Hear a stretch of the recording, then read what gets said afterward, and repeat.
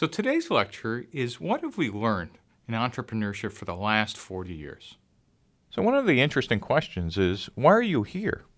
And I hope you're here to find out what does it take to go from an idea to a business. And for the last 20 years, if you wanted to know how to go from an idea to a business, the answer from educators and investors was simply, well, go research and then write a business plan and you'll know everything possible to actually start and run your business. We now know that advice was simply wrong. Not kind of wrong, but very wrong. And we now today know something we didn't know before. We now know the right way to build startups. And so this class is about that right way. But before we get started, let's see how we took the wrong path and then see what we now know works. So the modern corporation as we know it was first formed in 1602 with the government-chartered Dutch East India Company. This was kind of the first modern corporation with shareholders and organizations that kind of, if you squinted, looked like something close to modern companies today. By the 1850s in the United States, with railroads spanning the entire country, corporations needed more sophisticated organizations. And in fact, the first org chart was drawn in 1856 to just manage corporations. And by the beginning of the 20th century, educators started realizing that there was a need for an educated management class to administer and execute these corporations. Because at least in the United States, we were going from local economies to regional economies to a national economy, yet we did not have a trained management class. And so in a brilliant insight, Harvard set up the first Masters of Business Administration course called the MBA. And the first graduating class in 1910 was the first of a cadre of business administrators that made the 20th century the modern corporate century. The MBA curriculum was designed to provide managers and administrators with the tools they needed to run existing and growing companies: accounting, strategy, operations, leadership, organizational behavior, human resources, management. And this stack of tools was just incredibly important for the growth of large companies. But what's really interesting, what got missed, is that there were really no tools provided in these curriculums for starting new businesses. One of the things we did not understand for 100 years is that startups are not smaller versions of large companies.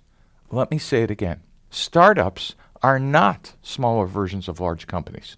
And what falls out of that is all the traditional tools taught and learned in an MBA curriculum are irrelevant in the first chaotic year or two of an early stage venture. Eventually, you need that tool set, but at first, it really gets in the way. Let's take a look at what we used to believe and then contrast it to what we now know. One of the biggest fallacies was believing that startups are just smaller versions of a large company, that everything you do in a large company, you do on day one of a startup. What we now know is something very different. The difference, the core difference, is that startups do something called search, while large companies spend their time, at least their core time, executing. And one of the questions we'll answer is, search for what and execute what? And so later on in this lecture, you'll see the difference. And in fact, will make you a much better entrepreneur.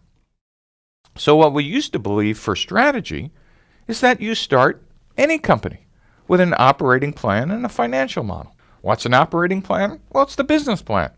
And the belief was all I need to do is spend a lot of time writing this plan, and then all I need to do is execute it. And somehow magical thinking said, if I thought hard enough and if I was smart enough to do all the great market research in the library and looking up all the data and then put together a forecast, the magic 5-year plan in the back of the business plan, somehow magically all I needed to do is hire the people to execute that plan. If that doesn't sound silly to you now, don't worry, because it didn't sound silly for 40 years. But we now know that's kind of ridiculous. What we now know is that no business plan survives first contact with customers.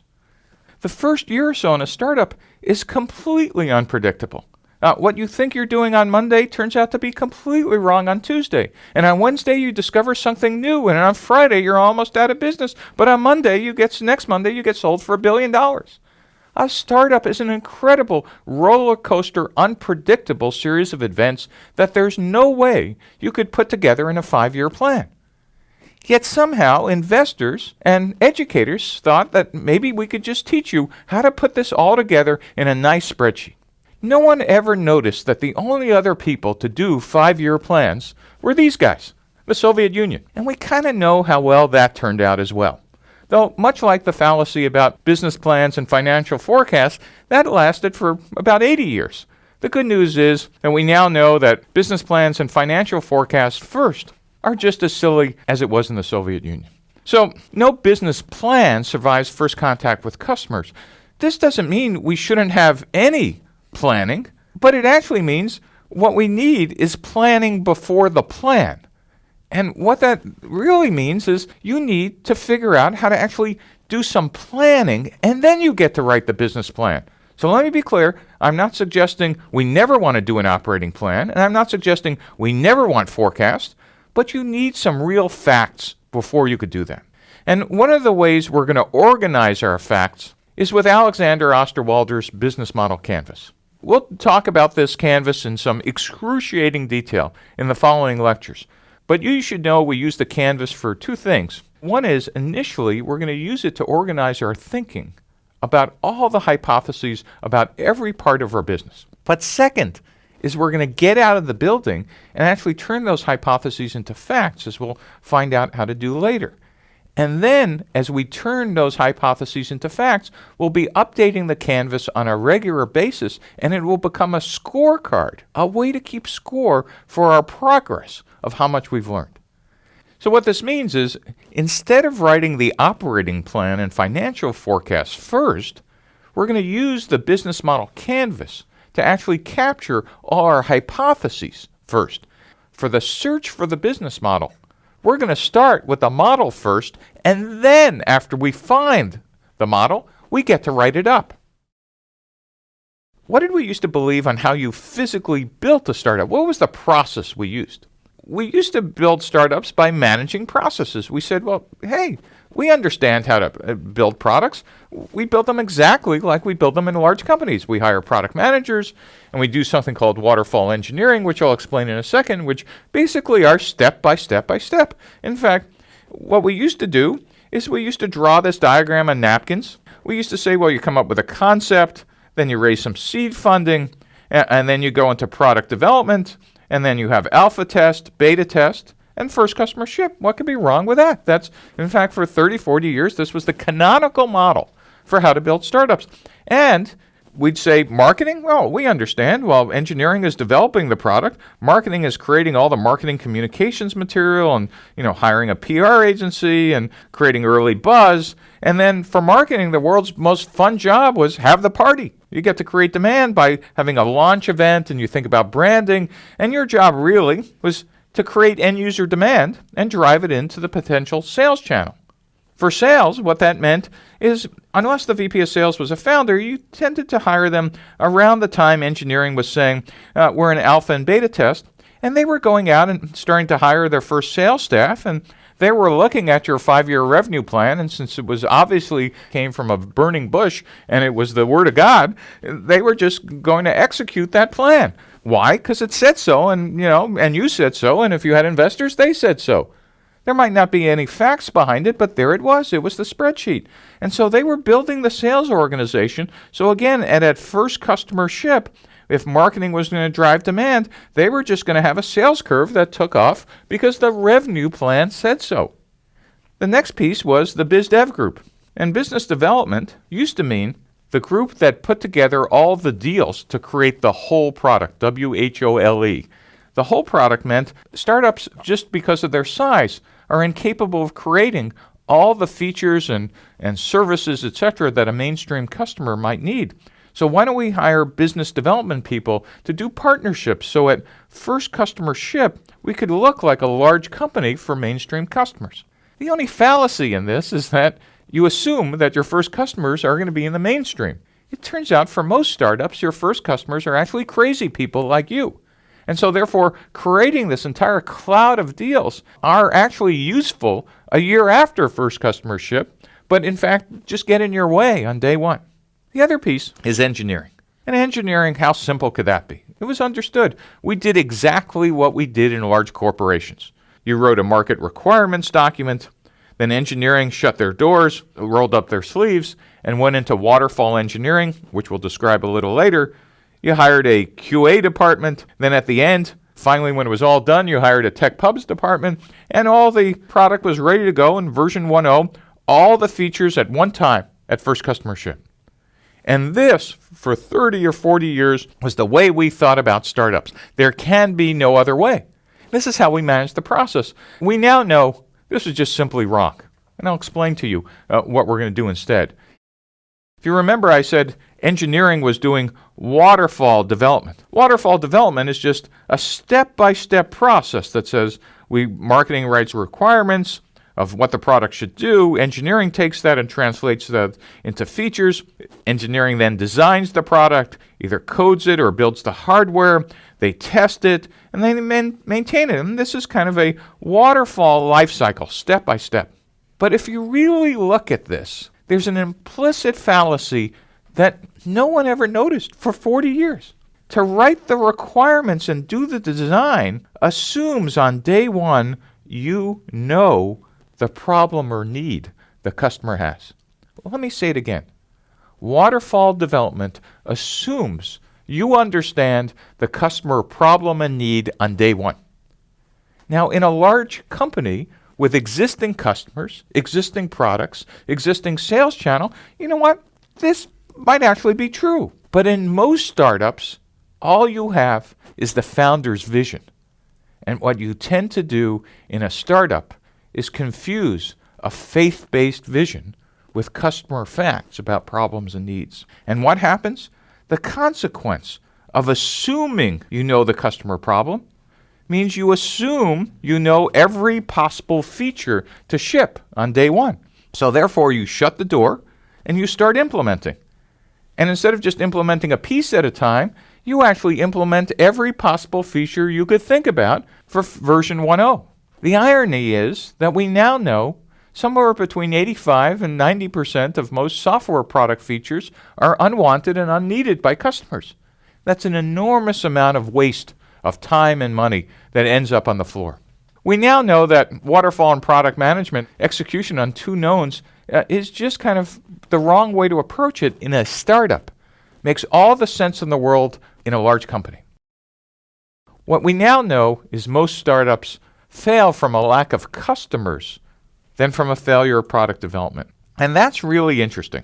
Even in Silicon Valley, where we probably take more technical risk per square inch or square foot than anywhere else in the world, we go out of business typically not because we didn't deliver a product. We go out of business because we didn't find enough customers to pay us enough money. That's a big idea. Because if you think about it, we have all these processes to manage the engineering process.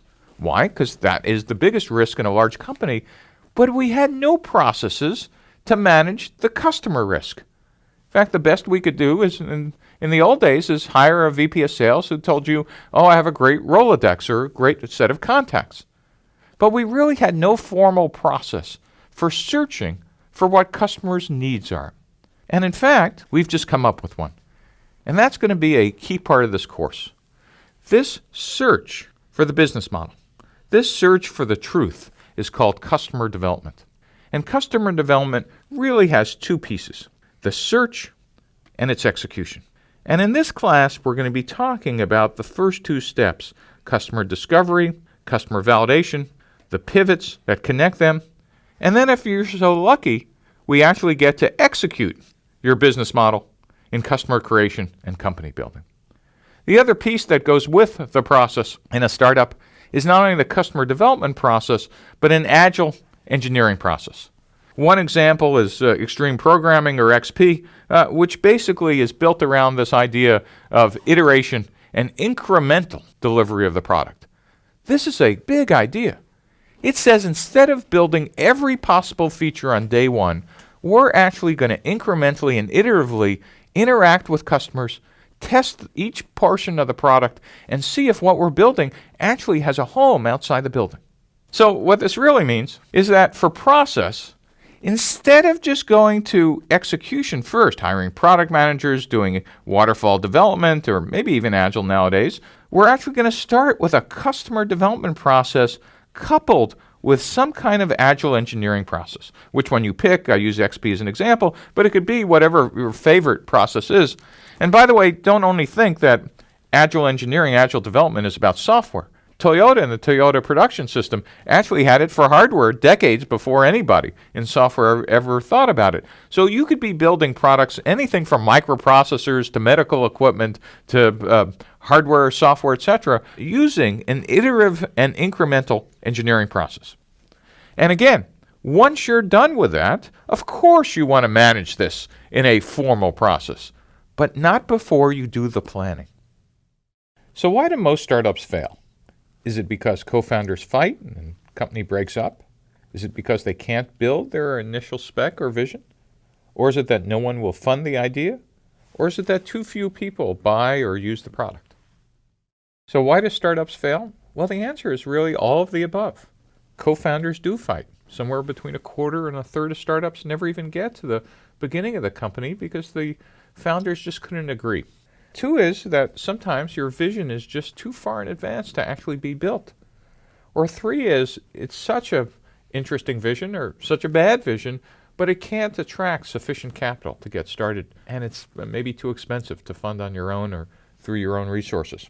And the one we'll be actually talking about in some detail during these series of lectures is that you never actually found product market fit. That is, too few people will buy or will use the product. Now, the last interesting thing that's a holdover from thinking about startups as smaller versions of large companies is kind of the hardest to get your head around. And that's large companies, they have VPs of sales. Well, we need a VP of sales on day one. Large companies, they have heads of marketing. I need a head of marketing. And large companies, they have biz dev and all those external organizations. We need those too. Without ever thinking about what's the point? Why is it that we want to duplicate these same organizations? Because if you're a founder like I was, boy, you really want someday to see you on top and look at all these nice silos working for me. Isn't this great? And look, they're all doing their jobs, etc. I have to tell you, if this is your vision on day one, you're already out of business. Because we now know that functional organizations actually are the wrong way to set up sales, marketing, and biz dev on day one. What we now know is that the founders need to run what's called the customer development team. And a customer development team says, listen, we're not going to have sales, marketing, and biz dev on day one. We're not going to hire a VP of sales on day one. We're actually going to have the founder get out of the building. And later in this lecture, we'll explain why. It's a really big idea to understand for organization, you need the founders spending at least 20% of their time outside the building, understanding customers' problems and needs, and figuring out how that matches with the feature set you're building before you start organizing in functional organizations and silos. The other thing I'll mention, which I'll expand on later in this course, is that one of the mistakes that we've also made for decades is confusing the titles, sales, marketing, and biz dev, with the job specifications. It turns out that the title VP of Sales has a very different job spec in a large company than it does in a startup. A VP of Marketing does very different things in a large company than they do in a startup. And for years we could never explain why is it that incredibly competent executives who've been executing business models in large corporations collapse in startups when their company is smaller than their administrative staff in their large corporation. It turns out the job specification, what we do day to day, has nothing similar. So let's just take a look at the last piece, which is why you're here. How do we teach entrepreneurship? Well, in the past, entrepreneurial education was about execution. We're going to teach you how to write a business plan. We're going to teach you how to put together the PowerPoint for the VC presentation, where if we're doing it really well, we'll have you do lots of research. But it really assumed it was all about execution. What we now know, that's just simply not the case. Entrepreneurial education, the reason why you're taking this class, is about the search for the business model. And we're going to teach you how to search.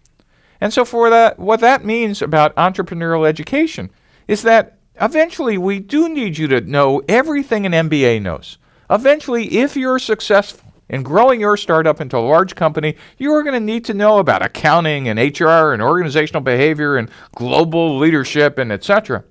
But at first, you need a different set of skills that just never existed before. And so welcome to the first class of its type that's going to put search first. And that's a radical change. It's not just one more methodology. So this class is going to teach you all the skills about strategy and process and organization. And eventually, if you build a successful company, will then allow you to write the plans and operating documents and financial spreadsheets to actually execute the company. So hold on to your seats. We're about to get started, and let's jump into business models and customer development. What can happen to a startup? Take a look at the list below and check all that apply. So what can happen to a startup? Well, the best thing that can happen to a startup is that it can grow into a company, and hopefully a large company, after you've found a repeatable and scalable business model. Or two is, you could still be pivoting and iterating as you continue to search for a business model. Or three is, you could have found a business model, but maybe one that isn't an explosive growth, but you could be growing slowly and barely breaking even. Or four is, maybe you never found a business model that can make money, and you ran out of money and time, and you shut your company down. So the answer is all of the above.